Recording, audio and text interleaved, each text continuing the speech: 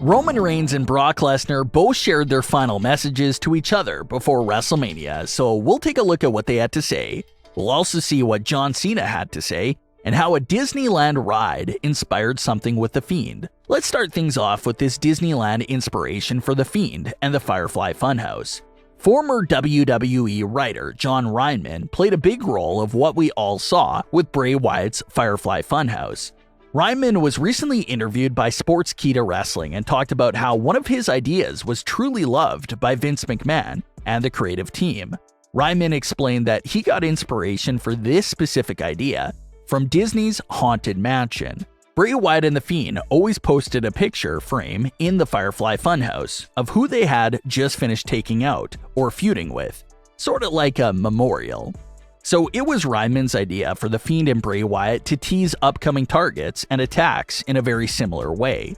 He came up with the idea to have hidden empty picture frames in the background of the Funhouse, which was supposed to be a hint to the audience that Bray Wyatt and The Fiend were preparing to attack and were closing in on their next target. So if you ever saw an empty picture frame in the background of the Firefly Funhouse, that was done intentionally to serve as a big hint that Bray and his eyes are set on someone new.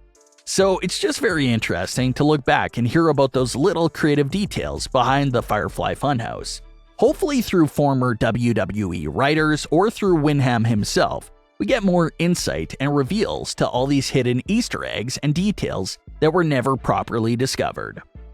John Cena recently sat down with GQ and was asked about being a full-time superstar and was asked about being a full-time performer with WWE. And if it was truly something that he misses, John Cena had this to say in response to that question. Quote, "I miss it every day, every single day, but I'll be 45 on April 23rd.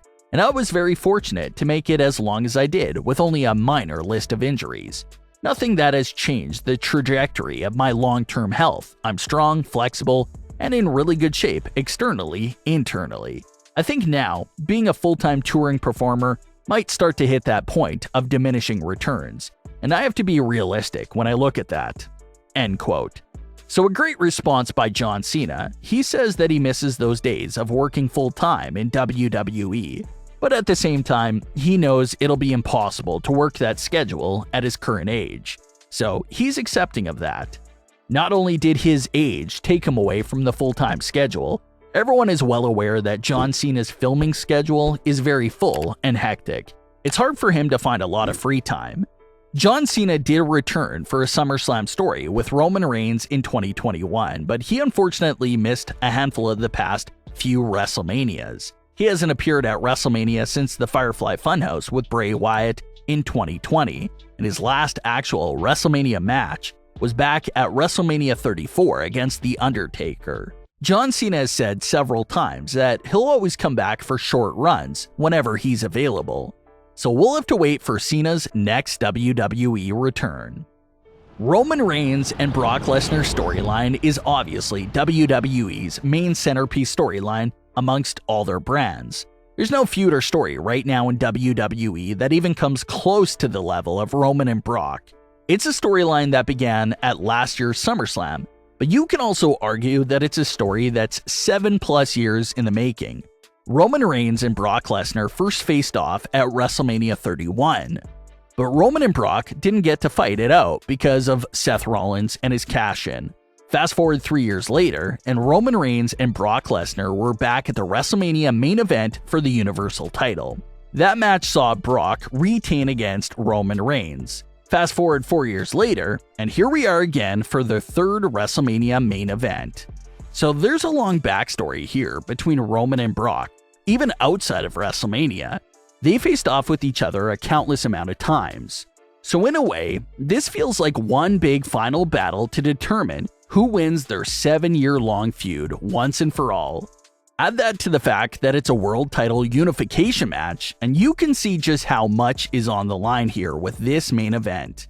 Brock Lesnar came out on Raw to describe how he plans on giving Roman a whole tour through Suplex City before taking his Universal title. Roman's final message was in a much more serious tone than Brock and was great. Roman mentioned WrestleMania 34 and explained how that's fueling him right now for this unification title match. Brock Lesnar destroyed Roman Reigns during their last WrestleMania main event meeting. Like Roman said, he was cut up everywhere, his parents advising him to step away from the industry. His family began doubting him. So Roman did a great job of painting the picture of what's at risk for him from a reputation point of view if he loses the match. Not only will it end his historic streak and title reign, it'll also bring back those similar memories of WrestleMania 34. How will the Usos and his entire family react to Brock Lesnar once again embarrassing him on the WrestleMania main event stage?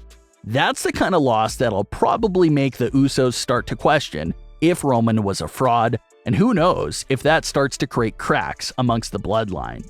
So that's what's at risk for him. Roman also mentioned things like how he took Paul Heyman from Brock and upgraded him from an advocate to a wise man, and now he's coming to take that title away from Brock as well. Roman Reigns also appeared on The Tonight Show and described how this WrestleMania 38 match with Brock Lesnar will be the final chapter of their story. Roman said that this chapter will be closed at WrestleMania, and he will move forward to the next challenger. As far as predictions and a favorite for this match, Roman Reigns seems to be the clear favorite to win this match. Not only are there some real-life hints out there, such as the fact that Brock Lesnar is not currently advertised for any post-WrestleMania event, but strictly from a storyline point of view, Roman makes a lot of sense to be the winner here. His whole story over the last few years has been about being the top superstar in the entire wrestling industry. So what better way to legitimize Roman's claim and story than by having him defeat Brock Lesnar in the main event of WrestleMania and unify both WWE World titles? That just seems like the absolute perfect situation that would fortify everything that Roman has been saying lately.